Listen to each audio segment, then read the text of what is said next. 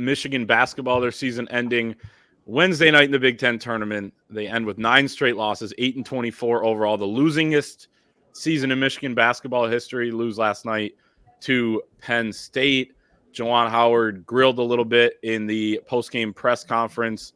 And, I'll read off a couple of his comments here, but he says basically his answer hasn't changed about his desire to come back to Michigan, coach there next season. He said, we'll go home, sit down and meet me and the players. Then I'm sure the athletic department will want to sit down and talk. I'm looking forward to having those type of conversations. He was asked to make his pitch, which I thought was an interesting question. And he didn't really want to make his pitch, nor does he have to publicly, but talked about the adversity that Michigan has faced, including losing Jet Howard, Kobe Buffkin, Hunter Dickinson, the injuries, the Doug situation. I know a lot of that is self-inflicted. He didn't mention the John Sanderson situation, which certainly qualifies as something that, maybe adversity for the players that was self-inflicted as well. But, your guys' thoughts with the season coming to a close and Juwan Howard talking after the game last night. Man, I've never been more disinterested in a Michigan basketball season watching these guys play. And I know that's harsh.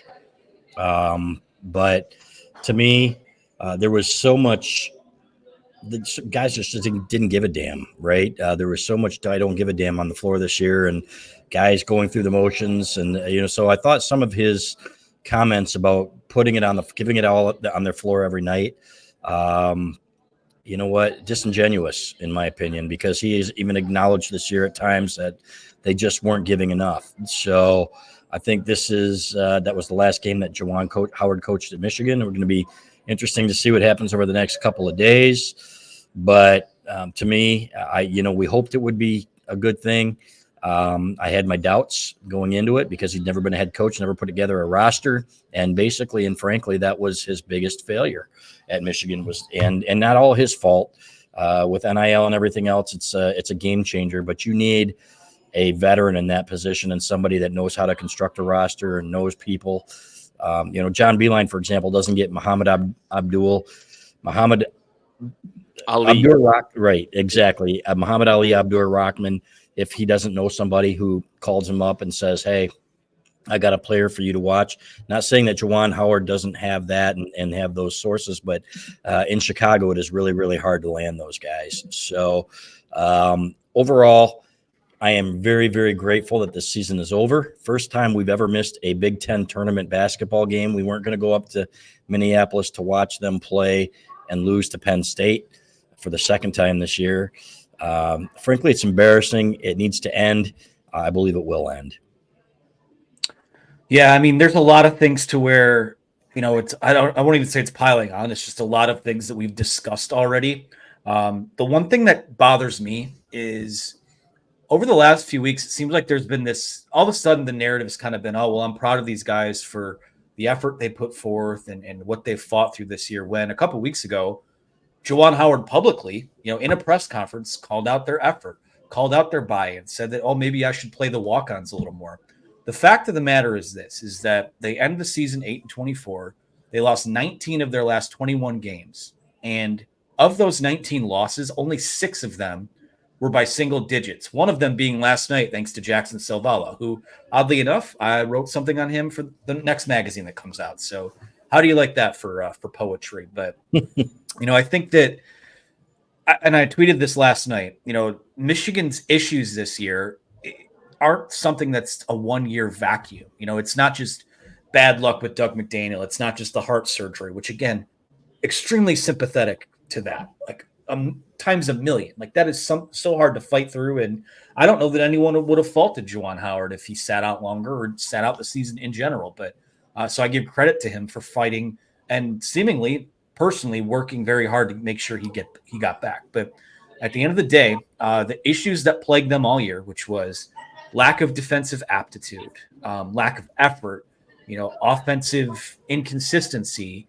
bad shot selection, the turnovers, all of these sort of fundamental things are things that we've started to see, cracks that eroded into a bigger issue this year. And if you want to, you can take, even though they made the Sweet 16 a few years ago, like, I'm not going to completely wipe out what happened there, but on the merits of even just the last 2 years, this has been completely and utterly unacceptable. It has. I think that they are selfish as a team. I think they lack accountability. Their player development and roster building has been awful.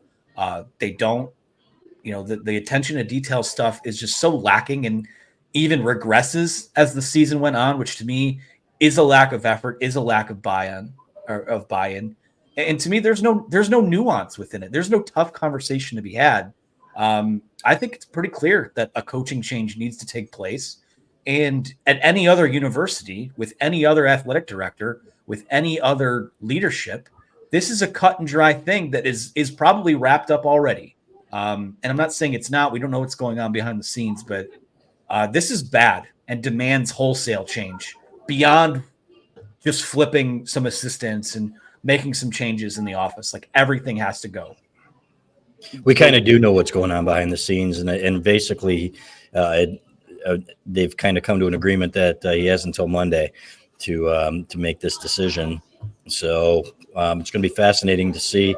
We will have more on this when it plays out, and there are rumblings of an article coming out from one of our colleagues that does not really speak well to the basketball program or the athletic department as a whole. So be fascinating to watch, fellas, these next several days. And I've been saying it, these next few weeks are going to be big for Michigan athletics.